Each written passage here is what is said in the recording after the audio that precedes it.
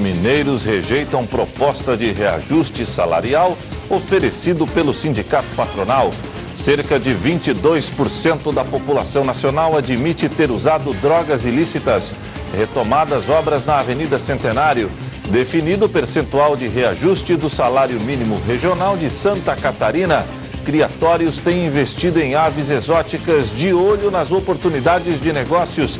E no esporte, GUM desiste de assinar contrato com o Criciúma. As notícias de Criciúma e do sul de Santa Catarina você confere a partir de agora. No ar pela TV Primavera, Informe Região.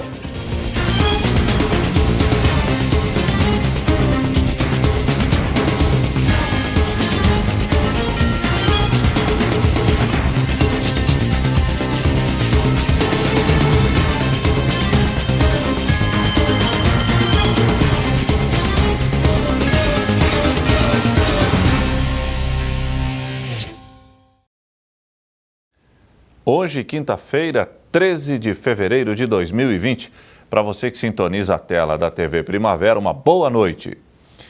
Os mineiros de Criciúma e região rejeitaram a proposta de reajuste salarial oferecido pelo sindicato patronal. Fui pessoalmente conversar com o presidente do sindicato, que representa a categoria, para buscar mais informações. Confira.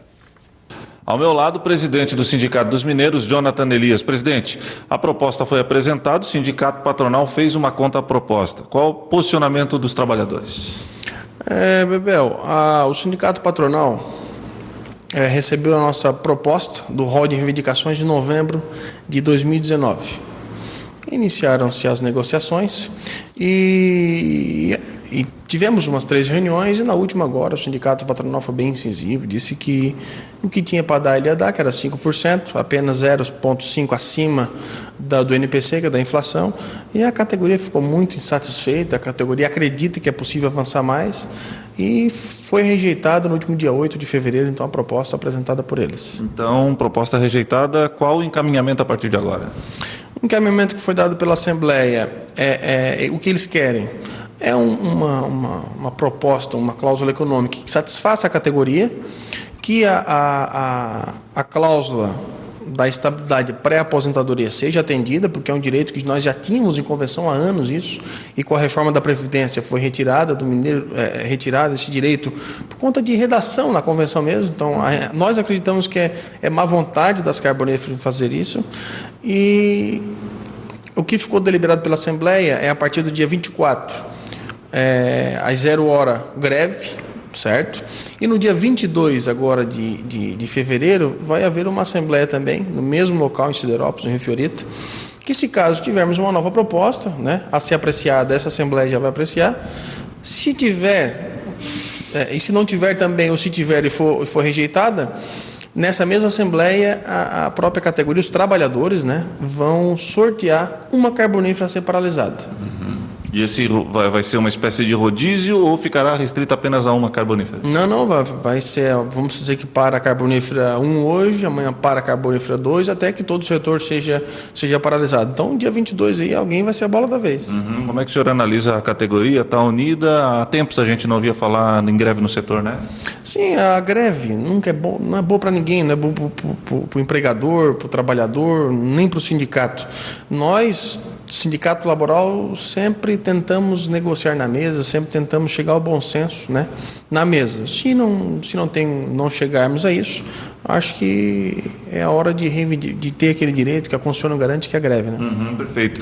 Pela sua experiência, existe uma possibilidade de uma parte ceder um pouco, a outra parte também, ou os mineiros estão irredutíveis, a partir daquele valor não se negocia mais nada, nenhum valor abaixo? Não, nós sempre fomos bem tranquilos em relação a isso. A gente, quando começa a negociar, nós começamos sempre com o NPC, né?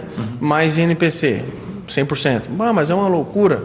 Não, é o pontapé inicial para se negociar. Nós temos uma margem boa para negociar.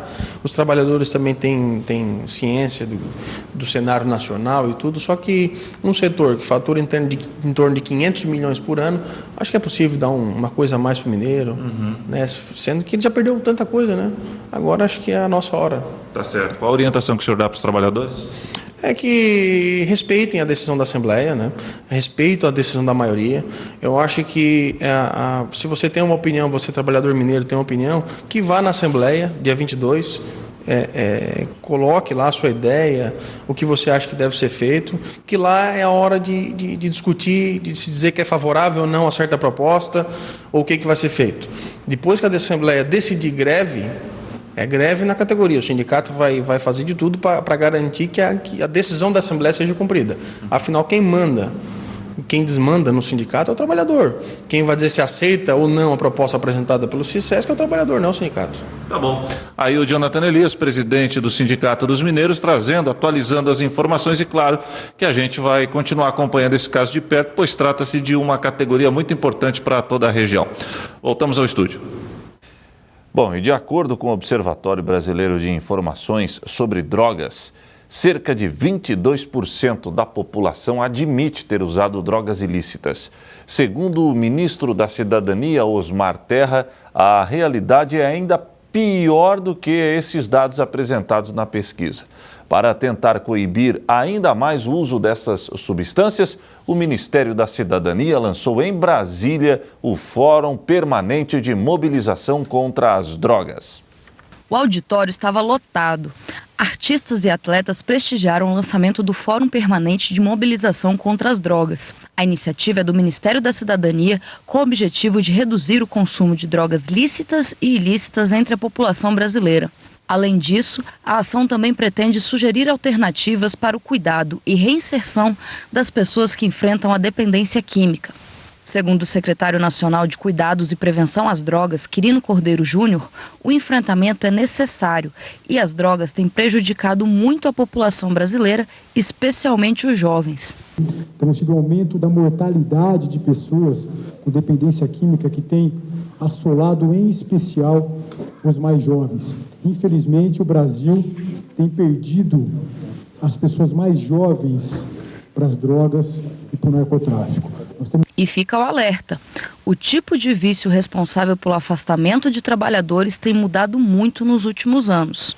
Temos enfrentado um aumento importante no afastamento do trabalho, na previdência social, de pessoas dependentes de drogas, em especial das drogas ilícitas. Historicamente, o que mais levava ao afastamento do trabalho, por exemplo, era o álcool. De alguns anos para cá, houve um aumento importante do afastamento do trabalho pelo uso de drogas ilícitas, que corresponde hoje a 3/4 do afastamento do trabalho por dificuldade de realizar as suas ações, as suas atividades laborativas. Segundo o governo, o Brasil está aumentando a capacidade de atender os dependentes químicos e possui cerca de 20 mil leitos em unidades terapêuticas. O problema é grave e o ministro Osmar Terra criticou a possível liberação do plantio da maconha, inclusive para fins medicinais. As empresas que vão explorar a maconha medicinal, né, entre aspas, vão ser muito lucrativos. Que a expectativa é 25 bilhões de dólares que vão ganhar só pelo fato de abrir a produção da maconha medicinal no Brasil. Isso é um lobby que, na verdade, ele existe há muito tempo. Agora ele assumiu uma proporção grande. Nós estamos aqui trabalhando com o que realmente o efeito que a maconha tem comprovado em evidência, em pesquisas. Existem mais de 20 mil pesquisas feitas sobre cannabis nos últimos 20 anos, publicadas no PubMed. Então nós acompanhamos isso. Uma das propostas apresentadas no fórum foi o fortalecimento do Programa Educacional de Resistência às Drogas e Violência, o PROERD. A ação leva a polícia militar para dentro das escolas para conversar e conscientizar os estudantes. O PROERD é realmente um grande movimento. Nós precisamos fortalecê-lo e aumentar a sua estrutura. E nós, como contribuição ao PROERD, nós estamos imprimindo mais de 50 mil cartilhas. 570 mil, estou modesto, 570 mil para ser distribuídas para os meninos de todo o Brasil, os meninos e as meninas nas escolas do Brasil inteiro. O ministro entregou simbolicamente a primeira edição da cartilha ao mascote do PROERD. A seguir, Definido o percentual de reajuste do salário mínimo regional de Santa Catarina.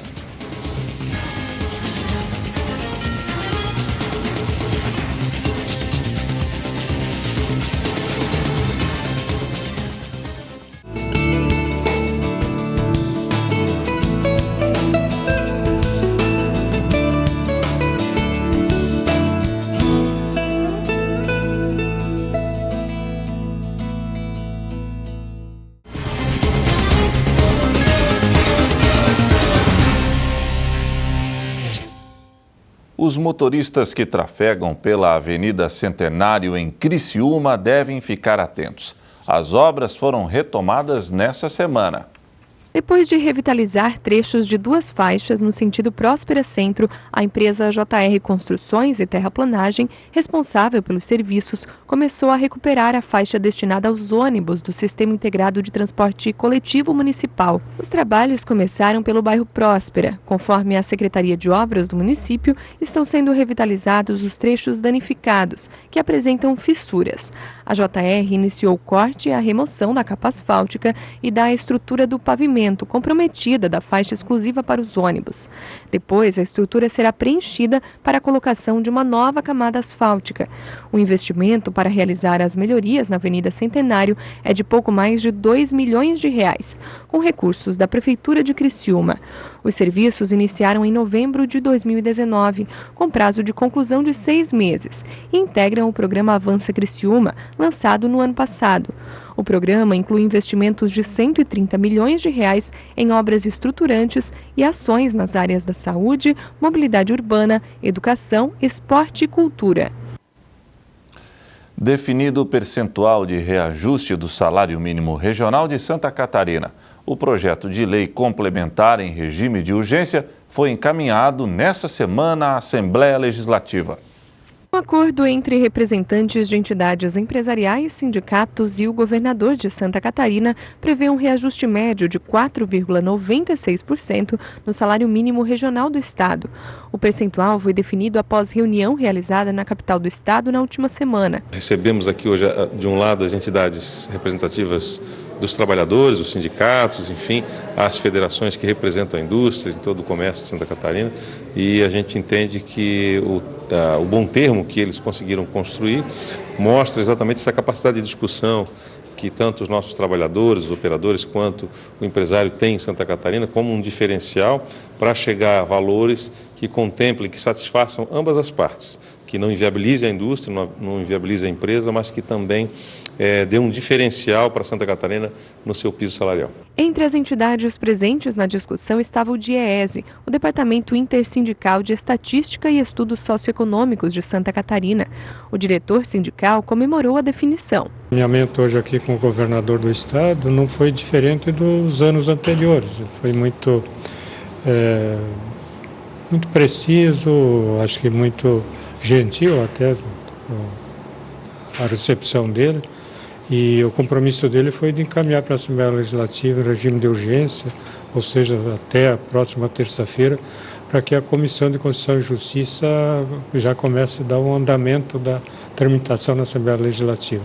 Então, com certeza, este ano, eu acho que até o Carnaval, o governador já deve sancionar essa lei aí, já instituindo os novos valores para o piso salarial estadual de Santa Catarina. A Fiesc, a Federação das Indústrias do Estado de Santa Catarina, também participou da reunião. O resultado, como sempre, foi positivo. O governo entendeu a situação que nós colocamos a ele. É importante que o governo concorde com a negociação que foi muito bem conduzida entre as partes. E a promessa do governador é que ele envie o mais rapidamente, como foi solicitado em regime de urgência, para a Assembleia, sem modificação. E nós vamos trabalhar com os deputados para que eles também sigam o mesmo procedimento. No início dessa semana, um projeto de lei complementar em regime de urgência foi encaminhado para a Assembleia Legislativa de Santa Catarina, a ALESC. Nós assumimos o compromisso de encaminhar em regime de urgência, porque é a demanda dos dois setores representativos, para a Assembleia Legislativa, com pedido de tramitação em regime de urgência, com pedido de não modificar o termo, porque as partes já negociaram. Acreditamos que isso pode ser aprovado por unanimidade na Assembleia Legislativa, uma vez que não há nenhuma razão para que a gente se oponha ao que essas categorias conseguiram consensuar.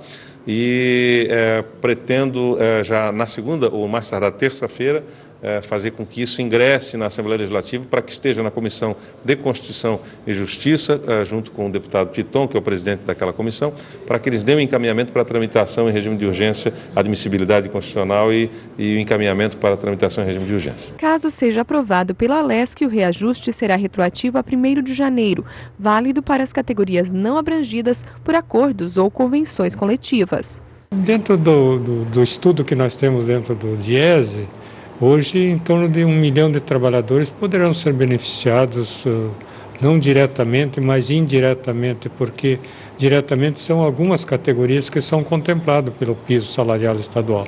Mas a ampla maioria se beneficia porque um salário ele influencia o outro salário. Então, para nós, essa política do reajuste do piso estadual é muito importante por conta disso. Que direto e indiretamente muitas pessoas são beneficiadas.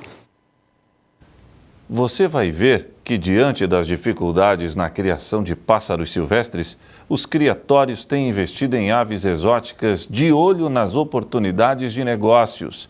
Só que é preciso ter cuidados que vão da estrutura à alimentação e até o contato diário com pessoas. Este criatório tem mais de 200 pássaros de mais de 30 diferentes espécies. Aves exóticas que não são da nossa fauna. O dono é o Daniel, apaixonado por estes animais desde criança. Começou desde pequeno, quando eu ganhei minhas primeiras aves, que era meu avô, era um criador. E na época tinha bastante ave silvestre, canário do reino, o periquito australiano. O tipo silvestre, nativo do Brasil, foi criado durante longo tempo e somente há 2 anos apostou nos exóticos. A montagem do plantel exigiu estudos e planejamento. Entre os destaques está o papagaio do Congo, conhecido pela inteligência. A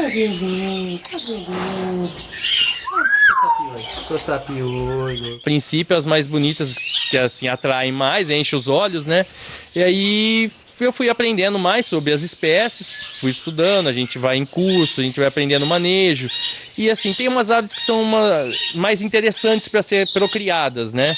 Tem cada alimentação diferente, uma dificuldade, tem as mais fáceis, mas assim, o mais difícil a gente procura se aprofundar mais. Então foi aí que eu fui ampliando cada vez mais as espécies que a gente tem hoje. O investimento comercial em aves exóticas tem crescido principalmente por causa da suspensão de criatórios de pássaros silvestres. Desde 2008 está suspenso o cadastro de novos empreendimentos de aves silvestres nativas, então a procura maior tem sido de aves silvestres exóticas para esses criadores, esses empreendimentos. As aves exóticas não são somente bonitas e dóceis, elas exigem vários cuidados, que vão desde a estrutura, a alimentação, até ter o contato diário com pessoas.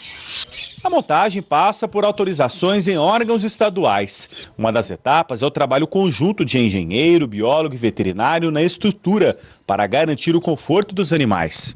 Tem que saber a dimensão que pode ser colocada esse animal, o local que tem que ser colocado esse animal e sem falar a orientação de manejo reprodutivo e tanto com a parte medicamentosa, que é vermífugos, vitaminas e uma que é exigido pela lei do meio ambiente. Então tem que ter os 3 juntos. A dieta é balanceada de acordo com cada espécie. Só de frutas são oferecidas mensalmente mais de 300 quilos, sempre fresca. Fazemos ceasa constantemente, temos também que fazer pedido de ração, tem todo um aparato atrás disso. Não pode faltar nada. Nada, porque tem que ser tudo regrado. Mesmo todos sendo piscitacídeos, alguns não se alimentam com grãos, como é o caso da Lores. Ela recebe papinha. Essa papinha ela é totalmente pronta já, ela já vem totalmente farelada, para a absorção ser melhor no intestino delgado e no pré-estômago dele, que é o papo. Porque os outros animais digestibilidade lenta, então tem a moela. No caso deles é uma digestão bem rápida, Não pode colocar grão? Não, se colocar grão ele vai ficar compactado nesse estômago dele digestivo, que é mole, ele vai morrer por, vamos colocar aí, constipação. Para ter o bem-estar dos animais, também é importante o contato diário com pessoas.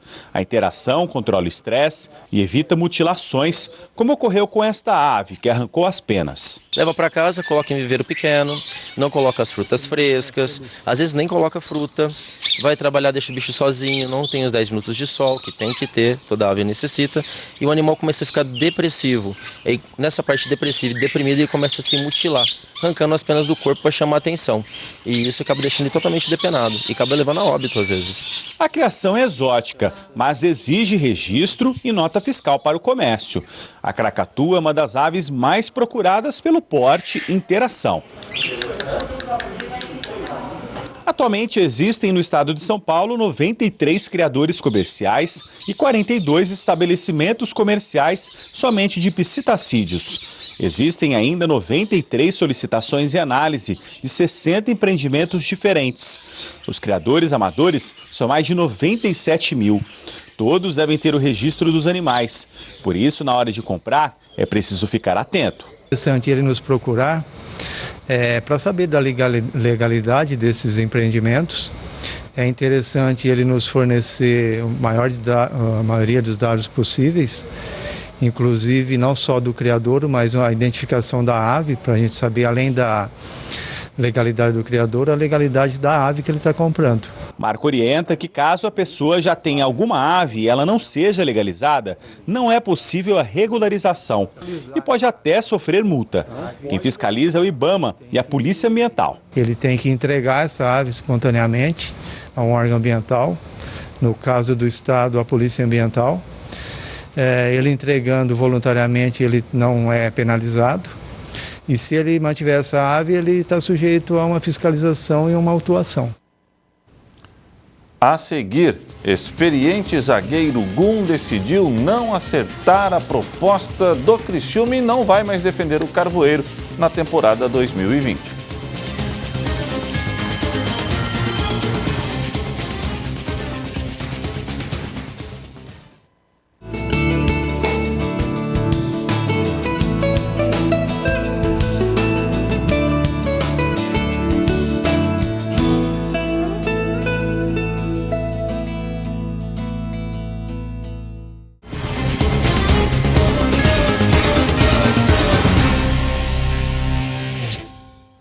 Agora é a hora do esporte. Gum decidiu não aceitar a proposta do Criciúma e não vai mais defender o Carvoeiro na temporada 2020. O defensor de 34 anos era a principal contratação do Criciúma para a temporada. Campeão brasileiro pelo Fluminense, o zagueiro defendeu a Chapecoense no ano passado. Experiente, o jogador seria o cara que Roberto Cavalo esperava para liderar o time dentro de campo. Mas no dia que assinaria contrato com o clube, Gum recebeu uma proposta do CRB de Alagoas e frustrou as pretensões da diretoria carvoeira. O Gum, acho que existiu realmente um pré-contrato, o jogador se apresentou, e só que ele veio com uma proposta totalmente fora dos padrões, né, do Criciúma, e a gente até melhorou para que ele permanecesse, mas mesmo assim a gente viu que ele não estava feliz, ele estava com a cabeça em outro lugar, e seria o teto do clube.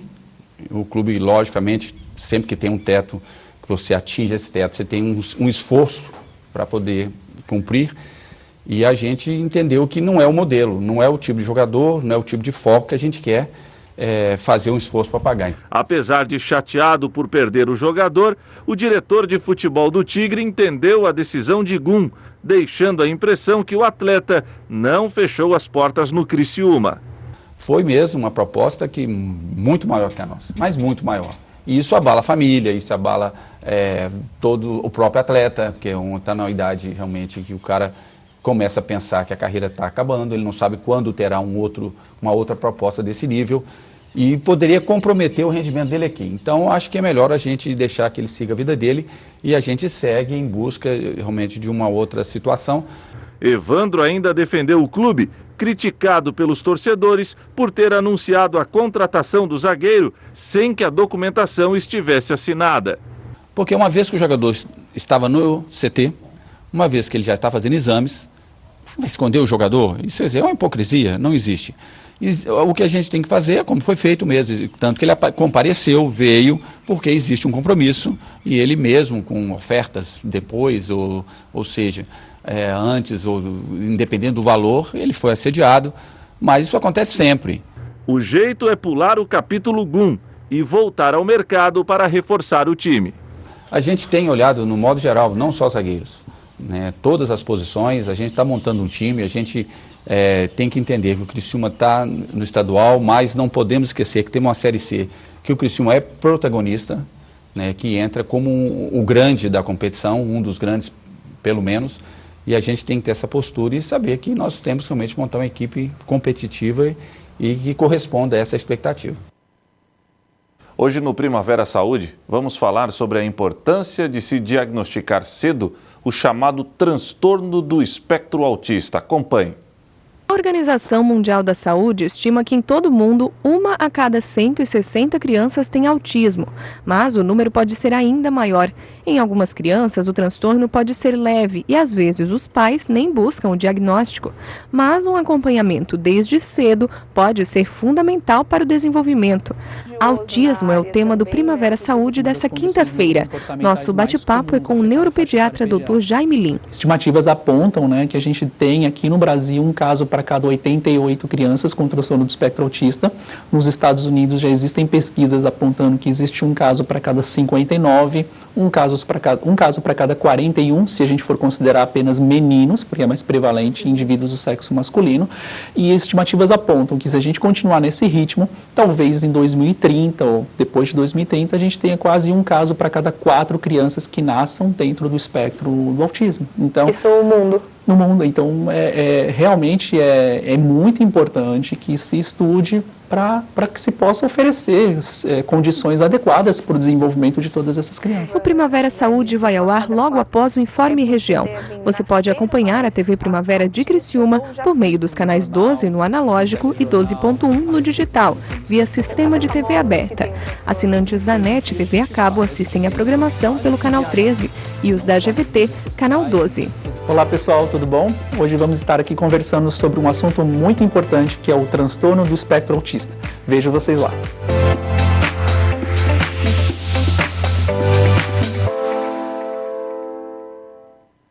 E o Informe Região desta quinta-feira fica por aqui. Voltarei amanhã, se Deus assim permitir. Boa noite.